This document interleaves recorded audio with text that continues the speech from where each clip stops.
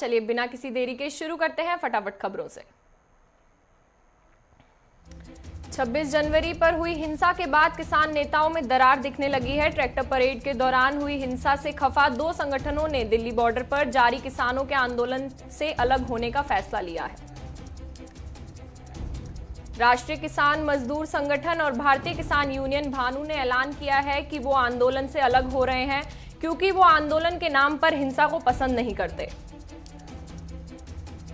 दिल्ली हिंसा के बाद किसान संगठन बैकफुट पर आए संगठनों ने 1 फरवरी को संसद मार्च निकालने का प्लान भी रद्द कर दिया है। किसान नेताओं पर गृह मंत्रालय ने बड़ा एक्शन लिया है। गृह मंत्रालय ने किसान नेताओं को लुकआउट नोटिस जारी करने का आदेश जारी किया है। आंदोलन के नाम पर हुई हिंसा की जांच अब क्राइम ब्रांच कर रही है। क्राइम ब्रांच की टीम सीसीटीवी फुटेज के जरिए हुड़दंगियों को ढूंढ रही है। दिल्ली पुलिस के मुताबिक हिंसा में 400 के करीब पुलिसकर्मी घायल हुए हैं। पुलिस ने पूरे मामले में अब तक 2 दर्जन से ज्यादा एफआईआर दर्ज की हैं। पुलिस ने दर्शनपाल, राकेश टिकैत, वीएम सिंह, सतपाल सिंह समेत अन्य किसान नेताओं के खिलाफ केस दर्ज किया है। सभी पर किसानों को भड़काने का आरोप लगा है। लाल किले में हुई हिंसा को लेकर दिल्ली पुलिस ने दीप सिद्धू और गैंगस्टर लखा सिधाना के खिलाफ केस दर्ज किया गया, जिस पर प्रदर्शनकारियों को भड़काने का आरोप लगा है। हिंसा के दौरान जिस ट्रैक्टर चालक की मौत हुई उसकी पोस्टमार्टम रिपोर्ट आ गई है। रिपोर्ट के मुताबिक शख्स की मौत ट्रैक्टर पलटने से हुई है। किसी तरह की गोली लगने की पुष्टि नहीं हुई है। केंद्रीय गृह मंत्री अमित शाह सिविल लाइंस में मौजूद ट्रॉमा सेंटर पहुंचे, जहां उन्होंने दिल्ली पुलिस के घायल जवानों से मुलाकात की। बीती देर रात गाजीपुर बॉर्डर में हंगामे की स्थिति बन गई। भारतीय किसान यूनियन के प्रवक्ता राकेश टिकैत का आरोप है कि पुलिस ने रात को इनके कैंप की बिजली काट दी। किसान नेता राकेश टिकैत ने कहा है कि प्रशासन की ओर से लाइट बंद कर डर का माहौल बनाया जा रहा है, जिसके चलते किसान नेता रात भर जागते रहे, लेकिन हमारा आंदोलन जारी रहेगा।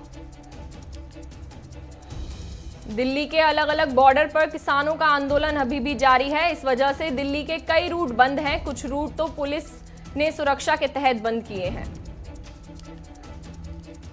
इसके अलावा दिल्ली मेट्रो ने सुरक्षा के कारण लाल किला मेट्रो स्टेशन पर एंट्री और एग्जिट को बंद कर दिया है। वहीं जामा मस्जिद मेट्रो स्टेशन पर एंट्री बंद है।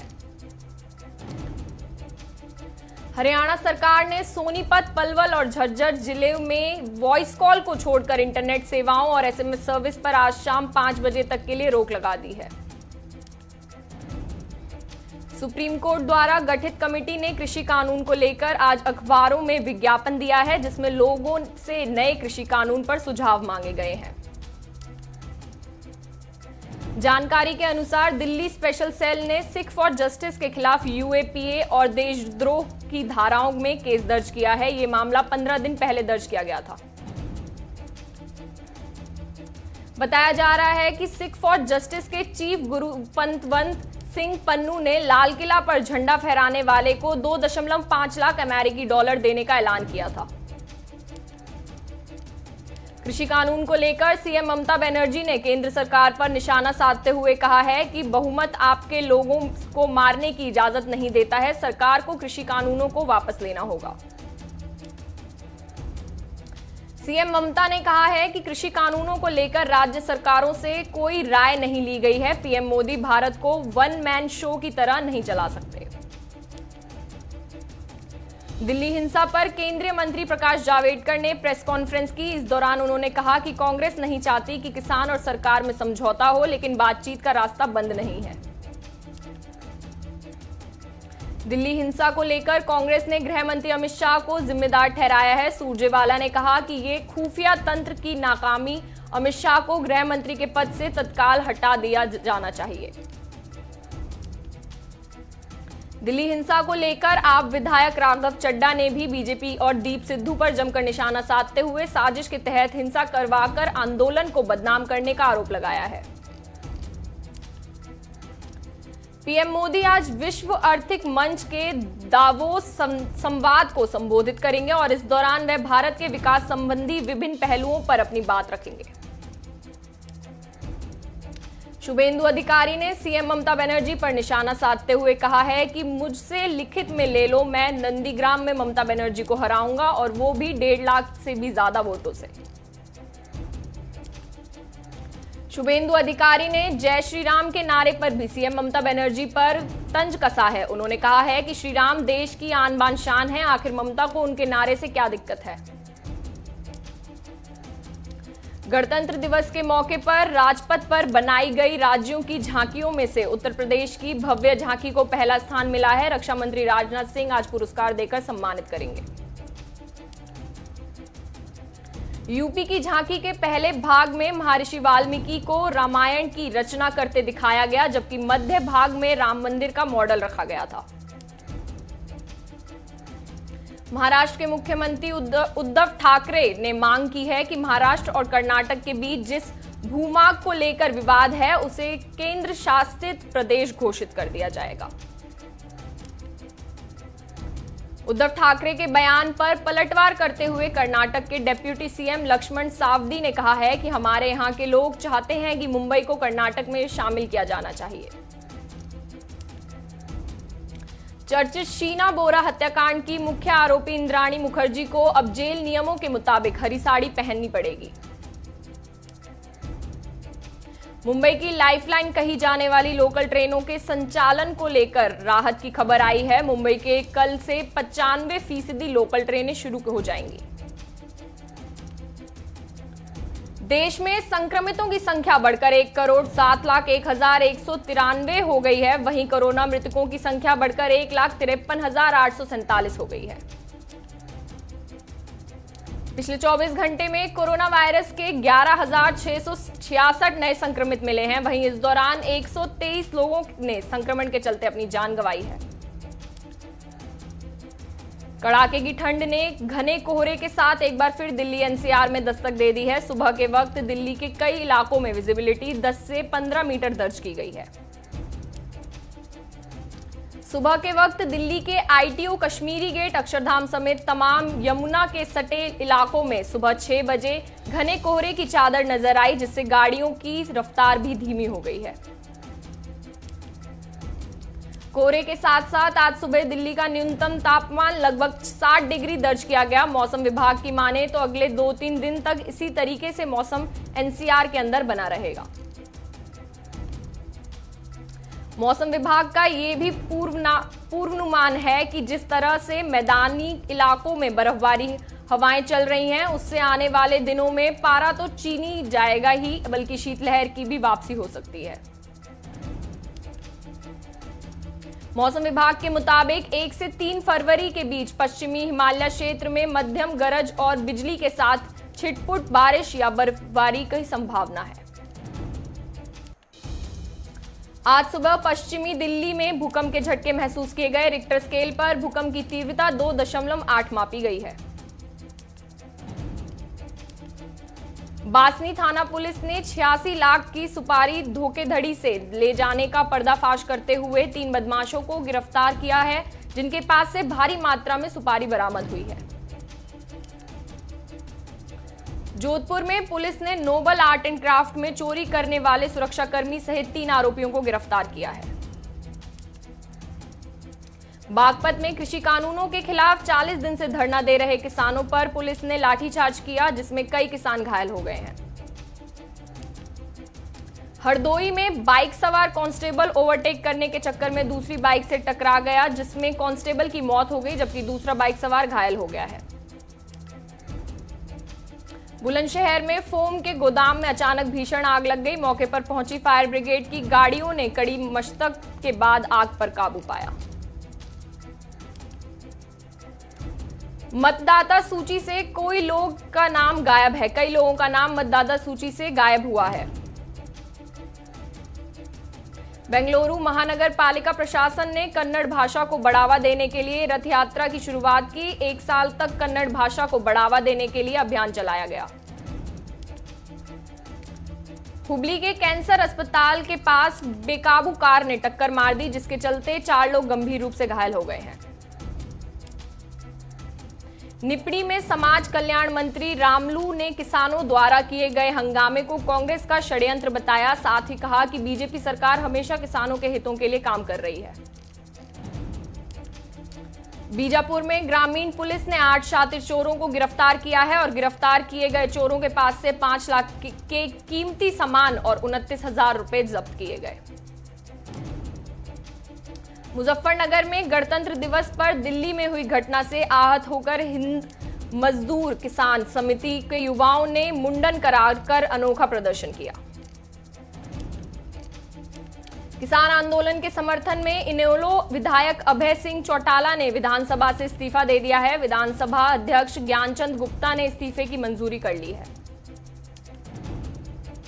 दिल्ली हिंसा को लेकर हरियाणा के शिक्षा मंत्री कंवरपाल गुर्जर ने कहा है कि इसके जिम्मेदार किसान नेताओं की है और इस आंदोलन के पीछे चाइना का हाथ है।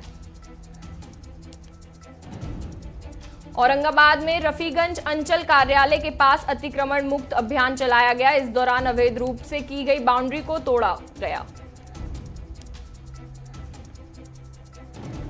जालंधर के दिलबाग नगर में एक घर में बनी फैक्ट्री में अचानक आग लग गई। आग की वजह से काफी नुकसान हुआ है। लाल किले पर किसान आंदोलन के दौरान तिरंगे के अपमान को लेकर पटना में बजरंग सेना ने आक्रोश मोर्चा निकाला। कोटा में 1 लाख के इनामी बदमाश असलम शेर खान के घर पर यूआईटी की टीम ने अवैध अतिक्रमण के खिलाफ बड़ी कार्रवाई की और अवैध निर्माण को ध्वस्त किया।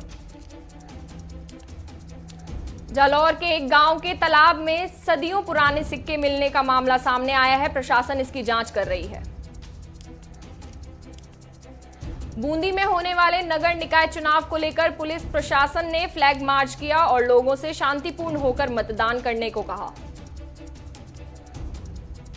आबू रोड में चोर दुकान के बाहर खड़ी पिकअप कार चोरी कर फरार हो गए। चोरी की यह वारदात सीसीटीवी में कैद हो गई है। भीनमाल में आरडी फाउंडेशन ट्रस्टी के मैनेजर को मोबाइल हेल्थ वैन से लगभग 15,500 रोगियों की निशुल्क जांच कर दवाइयां देने के लिए सम्मानित किया गया। सीतामढ़ी के बथनाहा विधानसभा क्षेत्र से बीजेपी विधायक अनिल राम ने बीपीएससी की परीक्षा में सफलता हासिल की है। अयोध्या में गणतंत्र दिवस के दिन ध्वजारोहण के बाद झंडो इस्लामिक कल्चरल फाउंडेशन ने मस्जिद का शिलान्यास किया। पटना में निर्माण मंत्री मंगल पांडे ने नए पुल के कार्य का निरीक्षण किया और बताया कि अगले 42 महीने में पुल निर्माण का लक्ष्य रखा गया है। साहिबगंज में बीजेपी अल्पसंख्यक मोर्चे के एक दिवसीय कार्यक्रम में झारखंड प्रदेश प्रवक्ता मिसफीका हसन मुख्य अतिथि के रूप में उपस्थित रहे। झारखंड में ठंड के प्रकोप को देखते हुए विकास समिति संगठन के सदस्य मिथिलेश ठाकुर ने गरीब परिवार के लोगों के बीच कंबल का वितरण किया। जमशेदपुर में अपनी मांगों को लेकर टाटा कंपनी के नीतियों के खिलाफ दलित मजदूरों ने भूख हड़ताल की। मुजफ्फरनगर में बीजेपी प्रदेश अध्यक्ष स्वतंत्र देव सिंह ने 151 फीट ऊंचे राष्ट्र ध्वज तिरंगे को लोकार्पण किया। प्रदेश के स्वास्थ्य मंत्री के जिला अस्पताल में गांधी स्मारक संयुक्त चिकित्सालय में अग्निशमन यंत्र कई सालों से खराब है, जिससे अस्पताल में कोई हादसा भी हो सकता है। पठानकोट और कठुआ के बीच 25 जनवरी को हेलीकॉप्टर क्रैश हादसे में शहीद हुए कैप्टन ऋषभ शर्मा का पार्थिव शरीर फरीदाबाद उनके घर पहुंचा। केंद्रीय राज्य मंत्री कृष्णपाल गुर्जर ने शहीद को श्रद्धांजलि दी। सेंसेक्स 359 अंक से फिसलकर 47,000 पर पहुंच गया है। वहीं निफ्टी 13,800 के स्तर पर कारोबार कर रहा है। पेट्रोल डीजल के दाम में बढ़ोतरी नहीं हुई है। पेट्रोल 86.30 रुपए और डीजल 76.48 रुपए पर बिक रहा है। टीसीएस दुनिया की तीसरी सबसे बड़ी आईटी सर्विस फर्म बन गई है। दुनिया की टॉप 10 आईटी कंपनियों में भारत की 4 कंपनियां टीसीएस, इंफोसिस, एचसीएल और विप्रो के नाम शामिल हैं। टिकटॉक ने भारत में कारोबार बंद कर दिया है, जिससे 2000 से ज्यादा कर्मचारी बेरोजगार हो गए हैं। ईडी ने मुंबई के ओमकार ग्रुप बिल्डर के चेयरमैन और प्रबंध निदेशक को गिरफ्तार कर लिया है। यह गिरफ्तारी 22,000 करोड़ रुपए के घोटाले के मामले में हुई है। सरकार ने एसबीआई में 2 नए एमडी की नियुक्ति को मंजूरी दे दी है। यह दोनों अभी डेप्यूटी मैनेजिंग डायरेक्टर हैं। एफएमसीजी सेक्टर की कंपनी का शुद्ध लाभ में 20.3% की उछाल हुई है। कंपनी को 1,948 करोड़ रुपए का शुद्ध मुनाफा हुआ है। लॉकडाउन के कारण टिकट बुकिंग के बाद यात्रा नहीं कर पाए यात्रियों के सरकार कैंसिलेशन चार्ज का भुगतान करेगी। YouTube ने पिछले 3 साल में क्रिएटर्स, आर्टिस्ट और मीडिया ऑर्गेनाइजेशन को $30 बिलियन का पेमेंट किया है। कंपनी की सीईओ सुसान ने एक लेटर के जरिए यह जानकारी दी है। अब आप डाक पे ऐप के जरिए पीपीएफ खाते में पैसा जमा कर सकते हैं। हाल ही में डाक पे ऐप की शुरुआत हुई है। मध्य अफ्रीका के पश्चिमी कैमरून में तेज रफ्तार ट्रक ने बस को टक्कर मार दी। हादसे में 53 लोगों की मौत हो गई, जबकि 21 लोग घायल हो गए हैं। दुनिया में पिछले 24 घंटे में कोरोना के 5,74,948 मामले सामने आए हैं और 16,490 लोगों की मौत हो गई है। विश्व में कोरोना के कुल मामलों की संख्या बढ़कर 10,13,96,366 हो गई है। ब्रिटेन में कोरोना का कहर जारी है। पिछले 24 घंटे में 25,308 नए मामले सामने दर्ज हुए हैं। वहीं 1,725 लोगों ने अपनी जान गंवा दी है। अमेरिका के राष्ट्रपति जो बाइडेन ने सऊदी अरब और यूएई को बड़ा झटका देते हुए अरबों डॉलरों के हथियारों की बिक्री पर रोक लगा दी है। अमेरिका में खतरे के माहौल को देखते हुए होमलैंड सिक्योरिटी विभाग ने बुलेटिन जारी किया है। इसमें राज्य भर में हिंसा के खतरे की चेतावनी दी है। YouTube ने पूर्व अमेरिकी राष्ट्रपति डोनाल्ड ट्रंप के अकाउंट को अनिश्चित काल के लिए सस्पेंड कर दिया है।